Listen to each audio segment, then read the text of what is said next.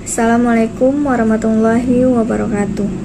Kami dari kelompok 2 ingin mempresentasikan hasil diskusi kami. Sebelumnya, perkenalkan, saya Lili Aulia Sasmita Watondang. Di sini saya berperan sebagai moderator. Adapun teman-teman saya yang ikut berperan dalam kelompok ini ada Wafa Salsabila, Suci Pratiwi, Putri Pratiwi, Widya Oktari, dan Hajaria. Baiklah, yang akan memulai menjelaskan yaitu teman saya, Wafa Salsabila. Assalamualaikum warahmatullahi wabarakatuh. Saya Wafa Salsabila. Saya akan menjelaskan pertanyaan nomor 1. Menurut Anda, apakah pantas terjadi kasus di perusahaan BUMN seperti PT Inti ini? Uraikan alasan Anda. Menurut pendapat saya, hal ini bisa saja terjadi apabila perusahaan mengalami penurunan omset atau sedang terjadi masalah dalam internal perusahaan, atau ada oknum yang serakah untuk mengambil uang tersebut untuk keperluan pribadinya atau bisa dibilang dengan korupsi. Maka dari itu, pencatatan arus kas harus dicatat secara terperinci, baik pemasukan atau pengeluaran perusahaan.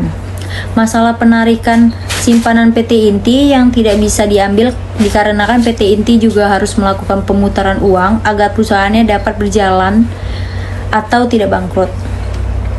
Hal ini diharapkan dari proyek atau PT Inti akan membuahkan hasil yang maksimal. Terima kasih, selanjutnya akan dilanjutkan oleh teman saya. Assalamualaikum warahmatullahi wabarakatuh.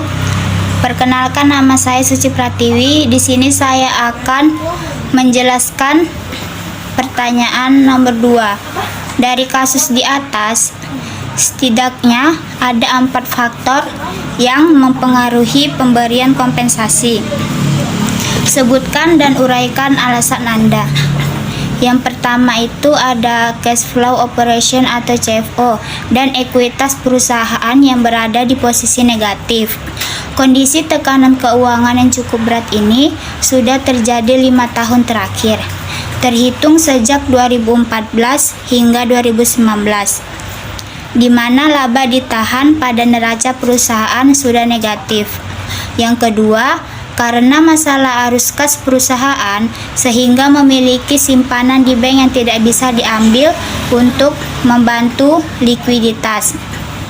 Yang ketiga, dikarenakan proyek-proyek masa lalu yang dikerjakan oleh perusahaan mengalami kerugian yang cukup besar. Dan yang keempat, sehingga perusahaan memiliki utang non-produktif mencapai 90%. 3.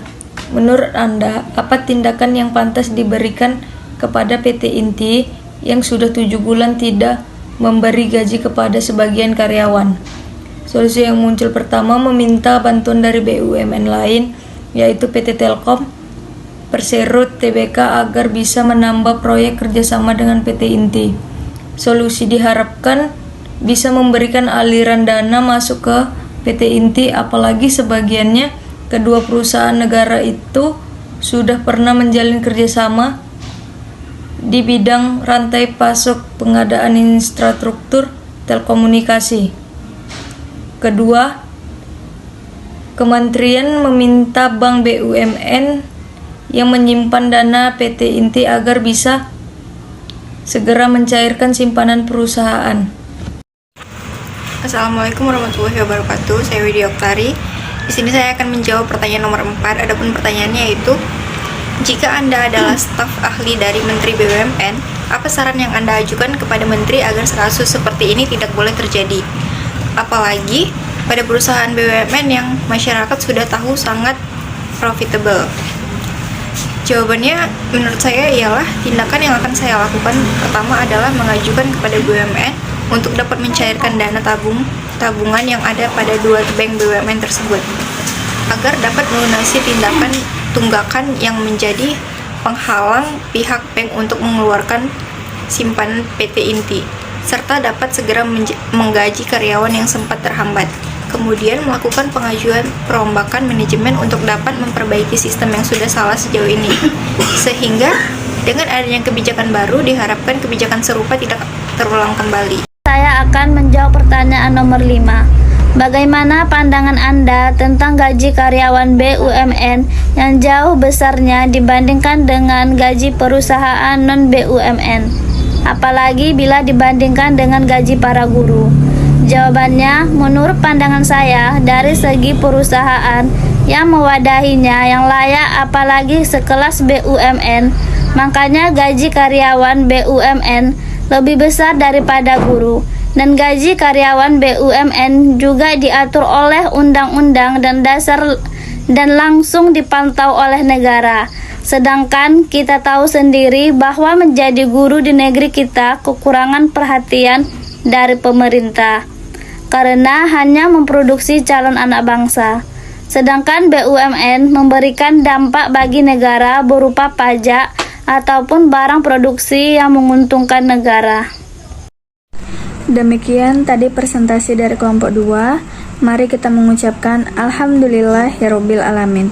Saya sebagai moderator mohon maaf atas kekurangannya dan terima kasih untuk perhatiannya. Billahi fisabilil haq fastabiqul khairat. Wassalamualaikum warahmatullahi wabarakatuh.